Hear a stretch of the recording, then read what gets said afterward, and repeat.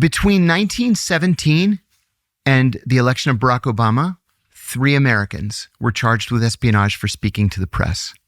Under Barack Obama, 8 people, almost 3 times all previous presidents combined, were charged with espionage for speaking to the press.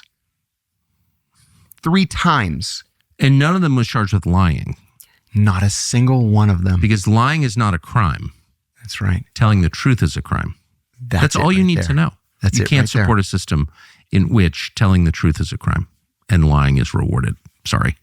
I mentioned to you last night privately that one of my attorneys really put this whole thing into a couple of sentences. And it was so powerful, so profound what he said that it has stuck with me.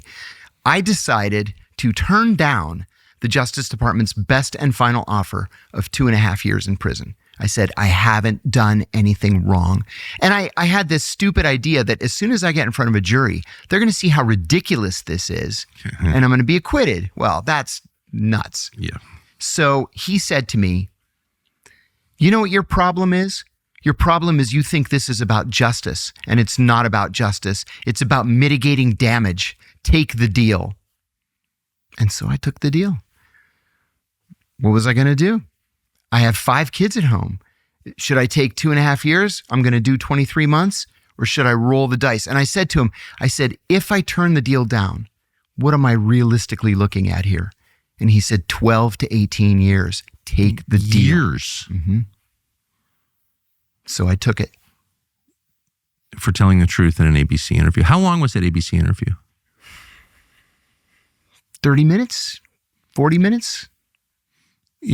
If you had to replay your life, live it again, would you have done that? Yes, actually. Wow. I would have. The only thing I would have done differently is I would have had my attorney sitting with me. I had to be reactive by hiring an attorney after blowing the whistle. So we had to respond to the media and respond to the Justice Department. I would have hired the attorney first. But yes, somebody had to say something. Somebody. It's these Bush people and the Obama people who covered up the Bush administration's crimes that were the criminals. The amazing thing is that Barack Obama, I mean, I was there. I knew Obama. He ran against all that stuff. Yeah, he did. Right? Iraq was the bad war. Afghanistan was the good war. And he ran a campaign against that. You know, but he ended up throwing into prison the guy who told the truth about it. Mark Halperin and John Heilemann wrote a book about both the 2008 election, the 2012 election. And in the second book, they quote Obama twice, saying things that just put it all into perspective. Number one, he said, I never said I was a liberal. Like, why are the liberals so mad that he's a warmongering, neocon? I never said I was a liberal, he said. And the other thing he said that really struck me, he was talking about the drone program. He killed 10 times more people with drones than George W. Bush did. And he said, I never realized I would be so good at killing people. He's a cold human being. Like, what is that? That's sociopathy. Yeah, well, for sure. You have to be a sociopath to even think that way. Yes. But he surrounded himself with other sociopaths like John Brennan. The kind of casual cruelty and violence in the CIA that you describe, I haven't seen any meaningful attempt to stop it. Oh, no, I agree very strongly. Do you believe that the CIA has hurt other American citizens? Yes, I'm sure of it. Yes. What about physically? Well, there are 2 very well-documented cases where Barack Obama used a drone to murder Anwar al-Awlaki. Yep. And whether you like the man's politics or not, he was an American citizen who had never been charged with a crime. And then a week later, Obama droned his 16-year-old son and 14-year-old nephew who were sitting in a coffee shop having a cup of tea. Also, American citizens who had never been charged with a crime, and they were children. So yeah, the CIA does all kinds of things like that. What about domestically? Well, I keep thinking back to Eric Holder's testimony before the Senate Armed Services Committee when Rand Paul asked him, does the president have the legal authority to murder an American on U.S. soil?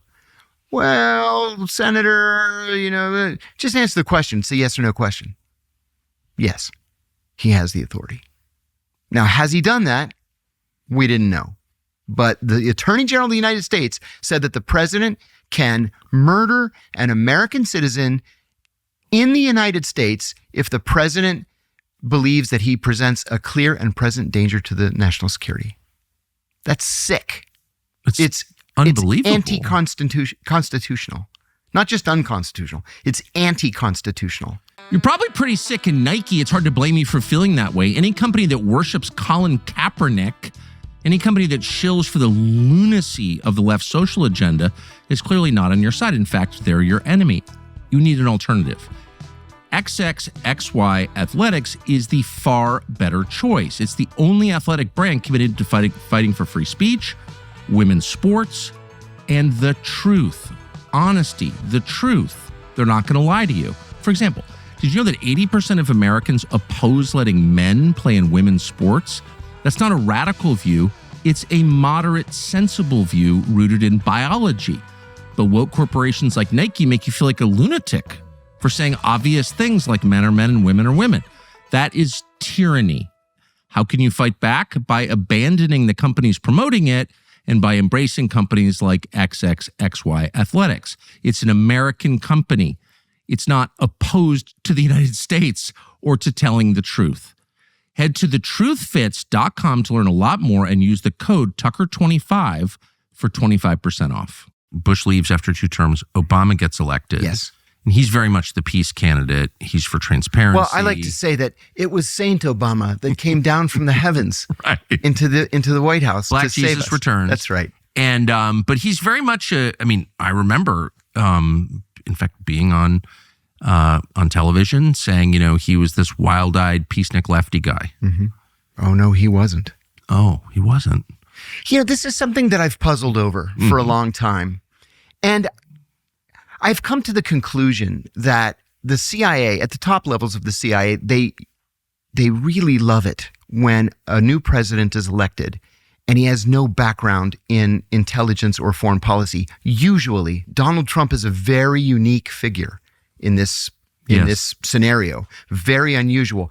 But Barack Obama, 2 years as a senator, no experience in foreign policy, no experience in intelligence. The day after an election, the director of the CIA authorizes a president-elect to begin receiving a PDB, a President's Daily Brief. And so the day after the election, they go with this 16-page document marked at 6 levels above top secret. And they say, Mr. President-elect, wait till you see the cool things we're doing all around the world. And they've sucked him in. They made him one of the guys. And every day they're like, wait till you see the update on what we told you yesterday. It's incredible. And then we get the feedback at the CIA. Oh, the president loved this. The president had a follow-up question on that. Oh, the president said, oh my God, when he read this. Well, that's it almost sounds like you're psychologically profiling the president. Oh, I think that's exactly what they do. And don't forget, they have an entire staff of psychiatrists and psychologists that do exactly that. And so they use the tools that they have employed for decades to subvert foreign governments to subvert their own government? Yes.